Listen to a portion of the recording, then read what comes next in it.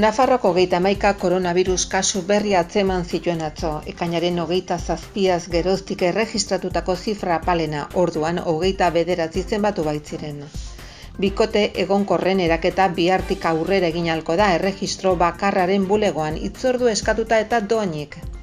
Iruñeko udala, hiriburuko 60 eskola inguruneetan dauden oinezkoen 386 pasabideetan ari da lanean, segurtasuna hobetze aldera. Coworkisek aurretan eraben eskubideak lantzen jarraituko du eta izena doan emateko epea zabalduko du 14 auzotan proposamen berriak eskainiz, hala nola dantza, antzerkia eta 3D diseinua. Iruñeko udalak hirian potentzia gehien duen instalazio fotovoltaikoa jarriko du Elagon Mendillorriko ikastetxe publikoan. Iruñeko udalak zeharren programa bat babesten du pateraz iritsitakoek igerian ikasi eta urarekin duten harremana alda dezaten. Nafarroak eta Kataluniak trafiko eta larrialdietarako lankidetza bideak zabaldu dituzte. Nafarroak lehenbiziko aldiz desgaitasuna duten personentzako aparkatzeko txartelen erregistroa eta eredua bateratu ditu. Nafarroko gobernuak herritarrak kirola modu seguruan eta arduratsuan egitera animatu ditu. Aste honetan, gaur bai komunikazio kanpaina egingo da ariketa fisikoak osasunean duen ongizatea azpimarratuz.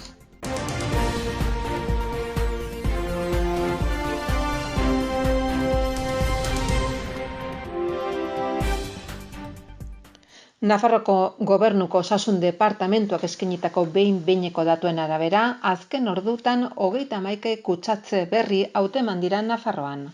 Horrela ekainaren 27tik, ordun 29 kasu detektatu baitziren foru erkidegoan erregistratuten kopururik txikiena izan da igandean. Datuak gunez gune aztertuz gero, azken 24 ordutan Iruñeko bigarren zabalgunean zenbatu dira positibo gehien 3 kasu. Halaber, 2 kasu erregistratu dira Iruritan, Sarrigurenen, Lizarran, Mendabian, Mendebaldeko Tuteran, Ekialdeko Tuteran eta Mutiloan. Bikote egonkorren eraketa dokumentu publiko baten bidez egin behar da eta bihartik aintzinera egin ahal izango da erregistro bakarraren egoitzan Iruñan. Aldez aurretik hitzordua eskatu beharko da navarra.es atariko tramitaren barruan. Aldez aurretik notario eskritura publikorik egin beharrik gabe, orain arte bezala. Aldaketa gaur argitaratu den foru agindu baten bidez egin da. Horri esker udalek ere egin ahal izango dituzte elkartze hoiek, behin Nafarroko udal eta Kontzejoen Federazioarekin landu den lankidetza hitzarmen ondoren, 2 kasuetan tramitea debaldezkoa izanen da. Gogoratuko denez, bikote egonkorren erregistro bakarra sortzeko foru dekretuak zehazten zuen foru berriaren eguneraketa betez. Publizitaterako eta probarako erregistroan izena eman nahi zuten bikote egonkorrak dokumentu publiko bidez eratu ondoren inskribatu behar zirela. Orain arte inskribatzen zen dokumentu publiko bakarra notario eskritura publikoa zen. Dekretua hori garatzen duen foru aginduak erregistro bakarraren inskribagarritzat jotzen diren dokumentu publikoak zabaltzen ditu. Hala bada, inskribatzeko modukoa izango da Nafarroko bikote egonkorren erregistro bakarraren arduradunaren aurrean formalizatutako agiria, bai eta lankidetza hitzarmena sinatu duten administrazioetan gaitutako langile publikoaren aurrean formalizatutako agiri publikoa ere. Beraz erran bezala, bihartik aintzinera irailaren 7tik aurrera erregistro bakarra sortzeko foru dekretuan ezarritako baldintzak betetzen dituen bikote oro erregistro horren egoitzan eratu ahal izango da zuzenean Iruñeko Iratzeko monasterioa kaleko 22. zenbakian notariotza batetik pasatu gabe. Hitzarmen hori onetsi ondoren laster tramitea dagokion udalean eginen da.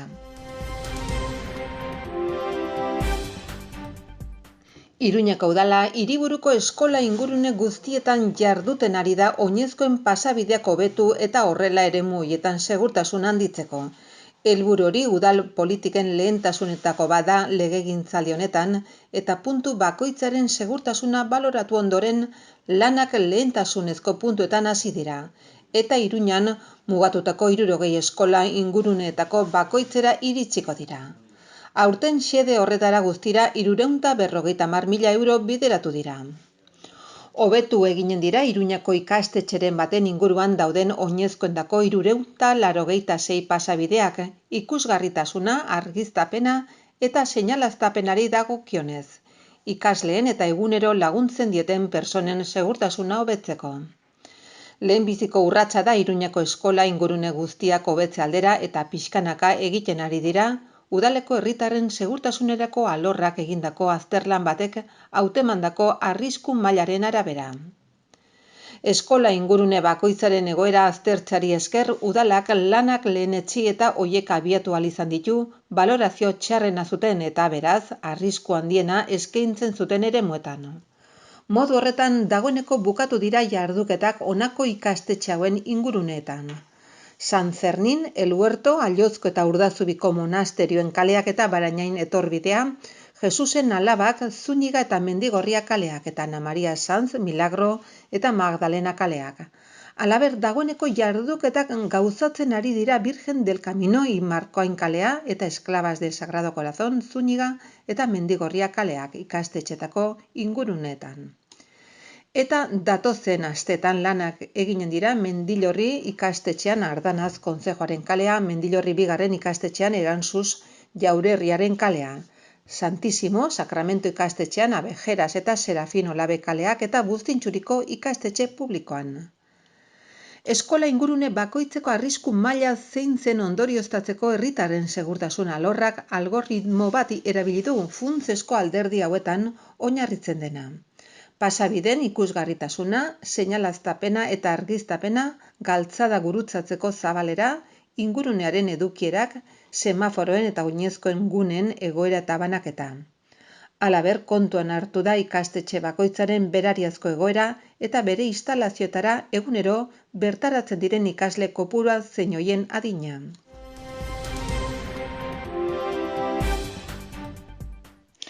Iruñeko udalak bultzatzen duen haur eta nerabendako Coworkids programak giza eskubideak eta haur naiz neraben parte hartzea aktiboa jorratzen dituenak ikasturte berrirako izen emateko epea zabalduko du.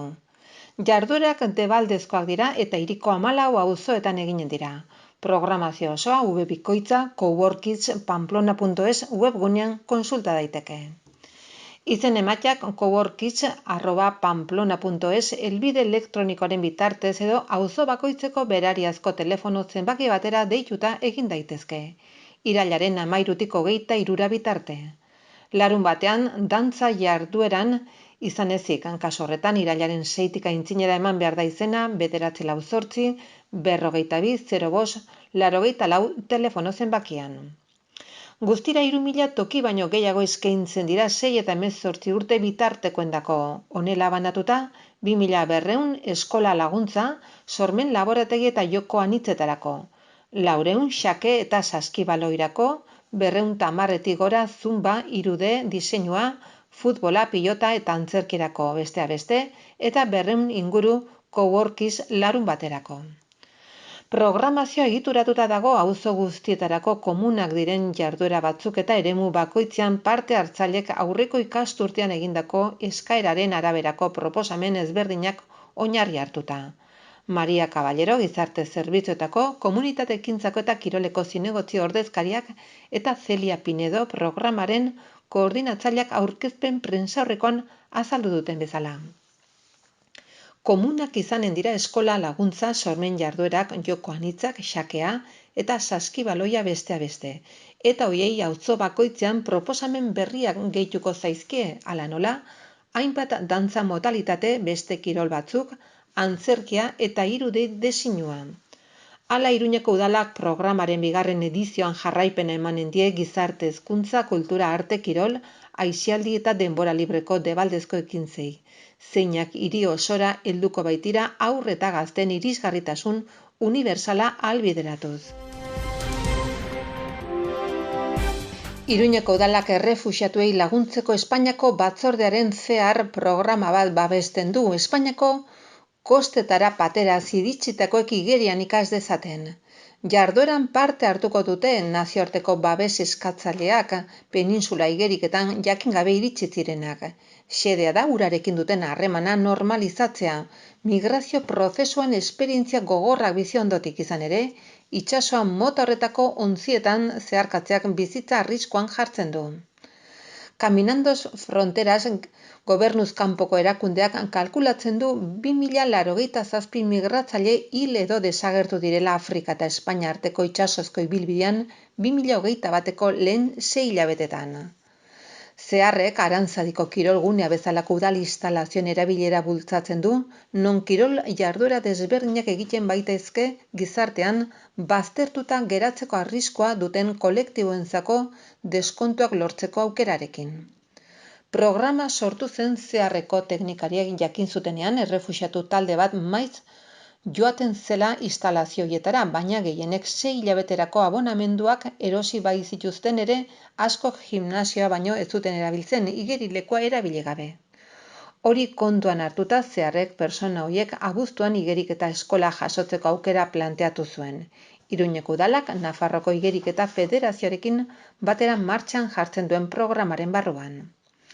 Zeharrek 1979tik zaurgarritasun egoeran dauden errefuxiatuen, herrigabeen eta migratzaileen alde lan egiten du, haien eskubideak aitortu eta errespetatu daitezen. Berrea begi zentroetan ostatu eta laguntza psikologikoa eta juridiko ematen zaie errefuxiatuei eta haien gizartaratzea eta laneratzea bultzatzen da. Gaur egun, Nafarroan, 150 pertsona artatzen ditu.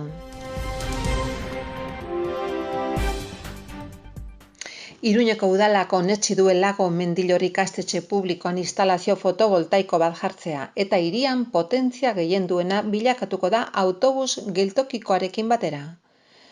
Udalak abiatutako lehenengo energia komunitatearen oinarria izanen da eta dagoeneko horretan lanean ari dira. Halaber, tokiko gobernu batzarra beste instalazio fotovoltaiko baten lanean adjudikazio onetsi du Sanduzelaien Zibiboxaren eraikina energiaz hornitzeko.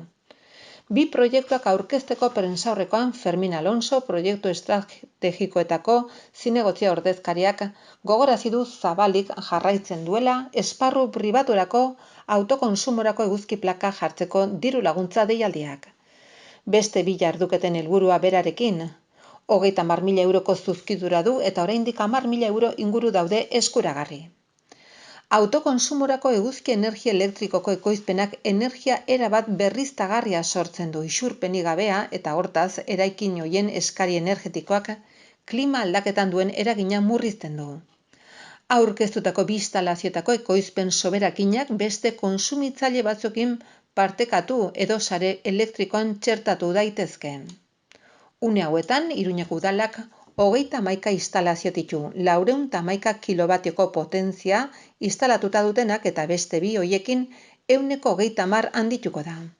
Webgunean kontsulta daitezke udaleko instalazio fotovoltaikoak orrian.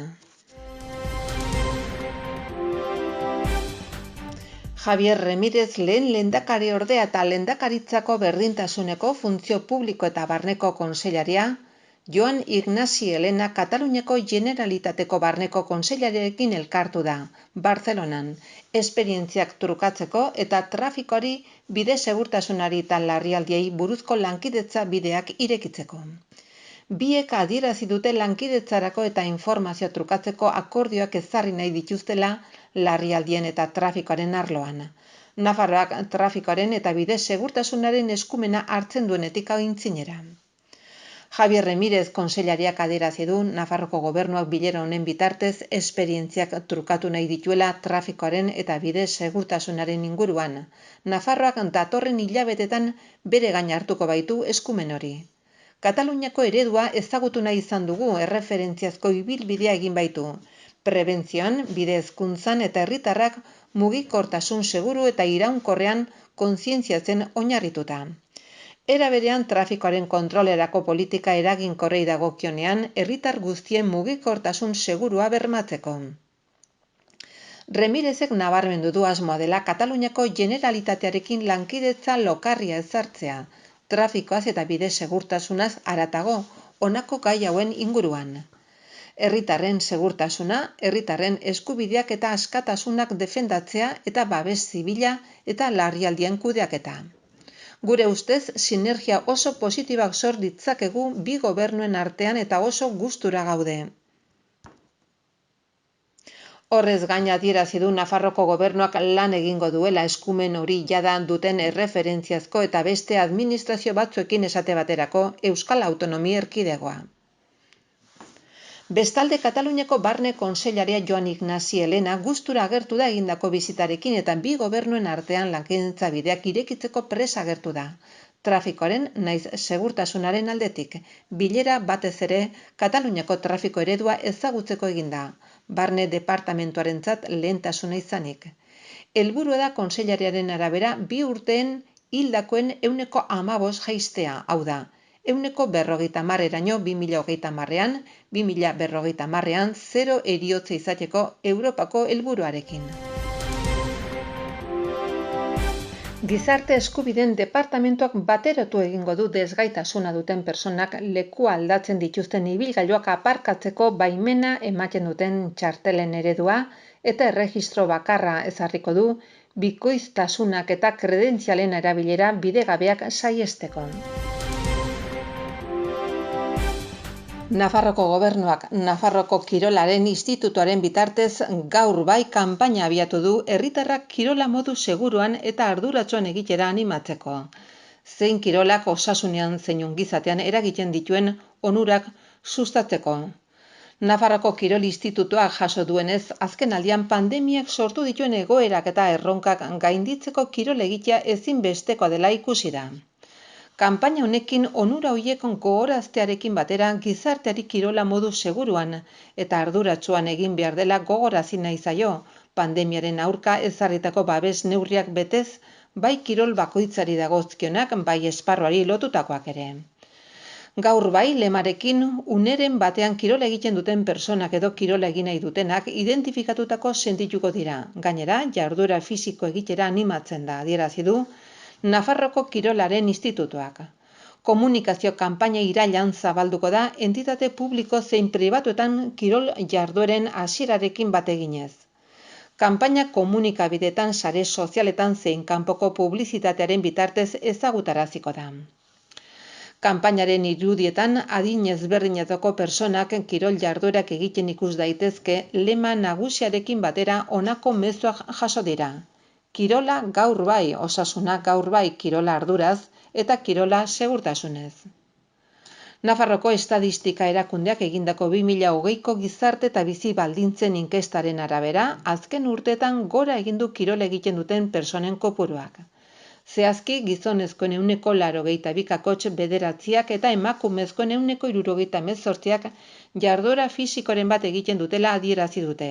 2017an gizonezkoen 79 eta emakumezkoen 161 egiten zuten kirola.